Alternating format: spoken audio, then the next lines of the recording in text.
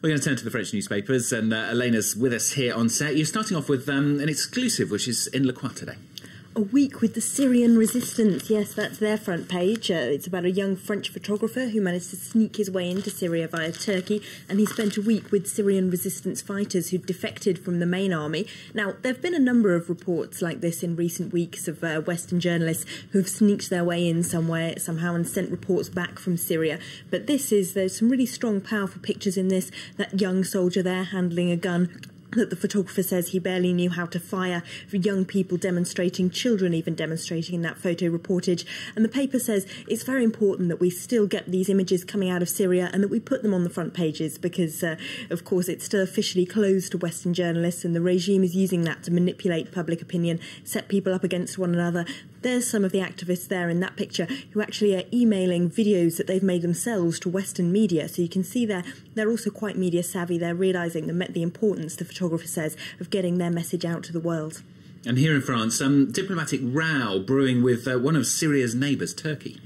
Yes, now Turkey is really important to the West as an interlocutor in this Syrian problem, and they've become a really important diplomatic force in the world this year, so it might not be the most opportune moment to really upset Ankara. But that hasn't put some French MPs off. Open crisis between France and Turkey is Le Figaro's headline. That's because the French MPs are set to vote on a resolution this week which would make it illegal to describe the Armenian genocide of 1915 as anything other than a genocide, much like it's illegal to deny the Holocaust.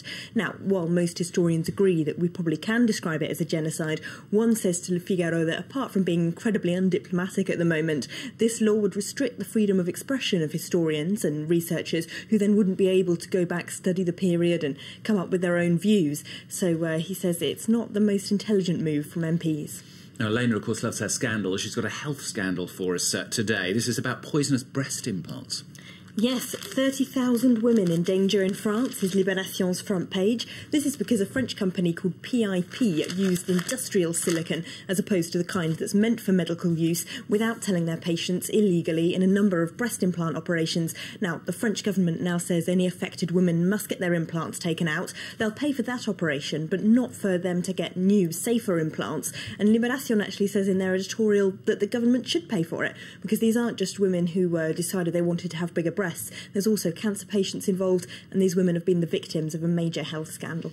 The French nuclear energy firm Arriva is making the headlines. Yeah, in a case of what looks like industrial espionage. Well, according to the front page of Le Canard enchaîné, the satirical paper, the former boss of Arriva, Anne Lauvergeon, and her husband was spied on at home by a Swiss private investigations agency that got hold of their medical records, their criminal records, their bank accounts. They don't quite know who actually paid the investigations agency to do this, but whoever it was apparently suspected there might have been something dodgy about Arriva's takeover of a Canadian firm called Urania. Now, that turned out to be bad economic news for Arriva because the Canadian firm's lost 80% of its value since it was taken over because it turned out they didn't actually have as much uranium in their mines as it was thought that they had. Now, someone apparently suspected that Anne Lauvergeon, the former CEO, or her husband might have profited from this deal, but apparently nothing that they found in all of their intelligence hacking and phone tapping actually supports this idea. Now, who could have been behind it? The Canard enchaîné doesn't really know, but they do suspect that they see the hand of the president. They point out that at the time when this hacking was going on, a number of people in high places were looking for an excuse to sack Anne Lauvergeon. Another scandal in the brewing. And a really big story, biggest story of the day, as far as Elena's concerned, isn't it? I don't know. Well, it will be for the papers, particularly if he comes. He said yes, David Beckham on the front page of Le Parisien today. They're very, very excited. We should point out that Beckham's management say the announcement's premature and that they still haven't actually come to an agreement with Paris Saint-Germain.